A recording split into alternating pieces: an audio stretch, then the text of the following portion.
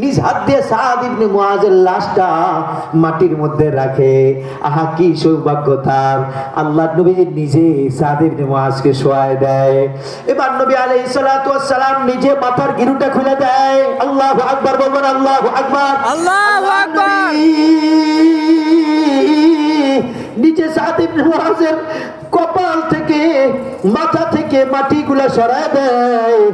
নবী আলাইহিস সালাতু ওয়াস সালাম কবরের উপরে উঠে আসলেন। বাবা কবরের থেকে উঠে আসার পর এবার আল্লাহর নবী নিজ হাত দিয়ে সাদ ইবনে মুআজের কবরের মধ্যে নিজে মাটিগুলো দেয়।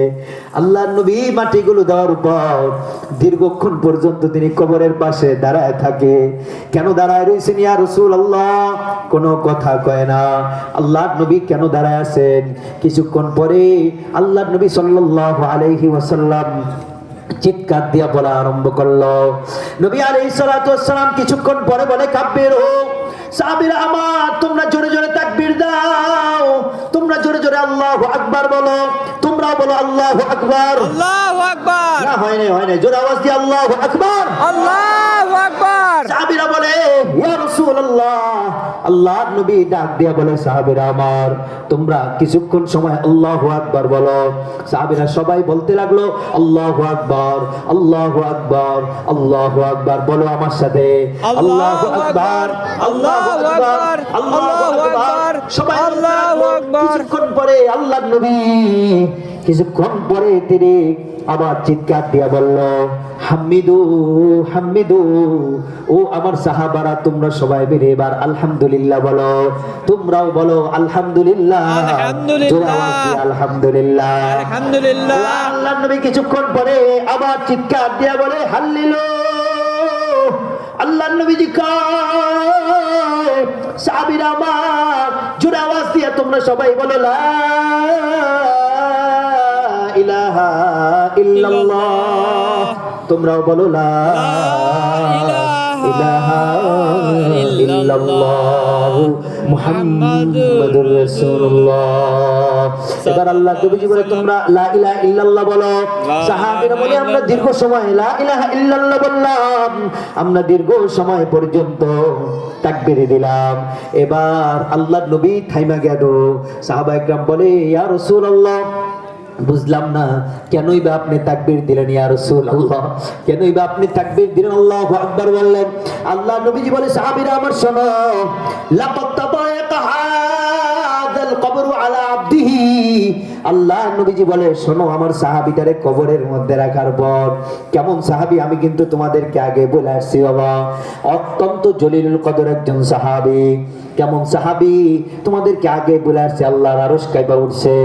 এই সাহাবীটাকে কবরের মধ্যে রাখার পর কবর দুই পাশ দিয়া কবর আমার এই সাহাবীর পাশে দিয়ে আস্তে আস্তে আস্তে আস্তে আমার সাহাবীটাকে কবর চাপ দিয়া বসছে বাবা। লাকাদ ফাররাজাল্লাহু সুবহানাহু ওয়া তাআলা বিহাদিহি তাসবিহাত। আল্লাহ নবী বলেন, আমরা যখন নাকি তাসবিহ পড়া আরম্ভ করলাম, তাসবিহর বদৌলতে আল্লাহ আবার কবরটাকে প্রশস্ত করে দেয়। সুবহানাল্লাহ। সাহাবীর কবরে চাপ লেগে গেছে বাবা, সাহাবীর কবরে চাপ। তাইলে আমার আর তোমার কবরও চাপ লাগবে, ঠিক কিনা? কও জোরে আওয়াজ দিয়ে। ঠিক। তাহলে আমার কবরও চাপ আছে, আপনার কবরও চাপ আছে। তাহলে এখন একটা প্রশ্ন, কি প্রশ্ন? হুজুর, তাহলে নামাজি হওয়া লাভ কি? নামাজি ব্যক্তির কবরের মধ্যেও চাপ, বেনামাজির কবরের মধ্যেও চাপ, নামাজিওয়ালার কবরের মধ্যেও চাপ, বেনামাজির কবরের মধ্যেও যদি চাপ লাগে, তাহলে নামাজি হওয়া লাভ কি? কোরআন পড়নেওয়ালা হওয়া লাভ কি? হুজুর, এই প্রশ্নটা আছে কিনা বলেন?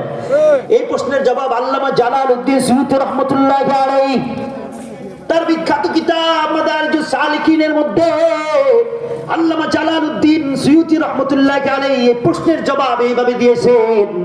বাবা শোনো, দুনিয়ার মধ্যে মেশিন আবিষ্কার হয়েছে, এক্সরে মেশিন।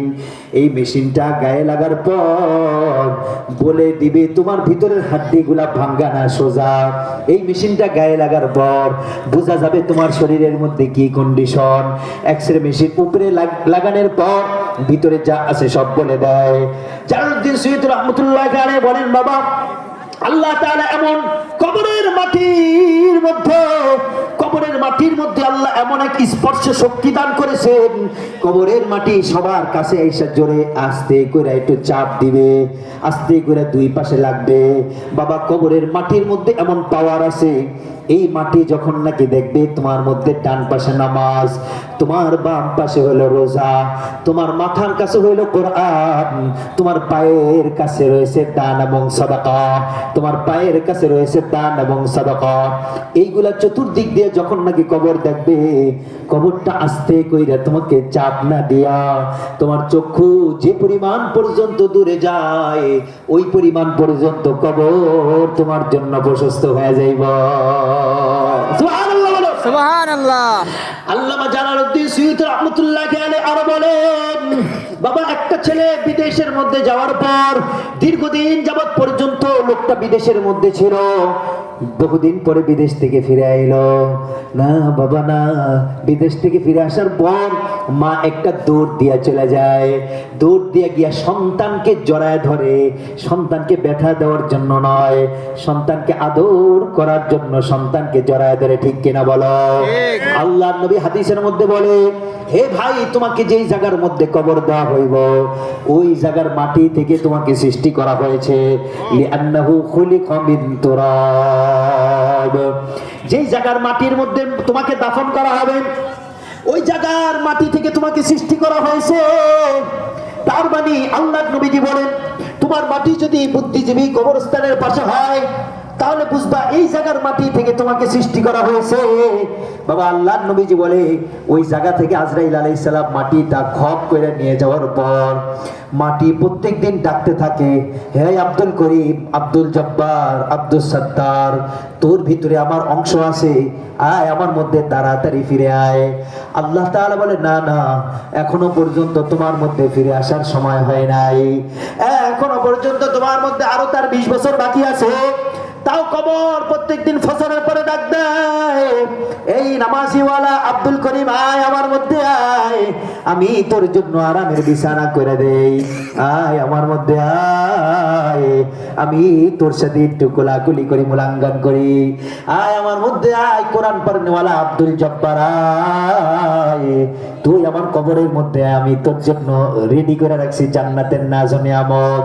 কবর প্রত্যেকদিন নামাজিওয়ালারে ডাকে, কবর প্রত্যেক দিন কোরআন পড়নেওয়ালারে ডাকে। বাবা, এবার তুমি যদি বেনামাজি হও, তুমি যদি কোরআন পড়নেওয়ালা না হও, তুমি যদি সিগারেট খানেওয়ালা হও, এই যুবক, তুমি যদি মদ গাঞ্জাইয়া বা বাবা ট্যাবলেট খানেওয়ালা হও, ফজরের নামাজের আজান হয় আর তুমি ফজরের নামাজে নাক টেনে ঘুমাও, কবর তোমার প্রত্যেকদিন ডাক দিয়া বলে, নাফরমানের বাচ্চায়, জানোয়ারের বাচ্চায়, হে শকুনের চাইতে খারাপ আয়, হে শুয়োরের চাইতে খারাপ আয়, আমার মাটি তোর ভিতরে আছে, কিন্তু তুই দুনিয়ার মধ্যে গেলি, জীবনটাকে সাজে আসতে পারলি না, কোরআন নিয়ে আসতে পারলি না, নামাজ নিয়ে আসতে পারলি না, দান সদকা নিয়ে আসতে পারলি না।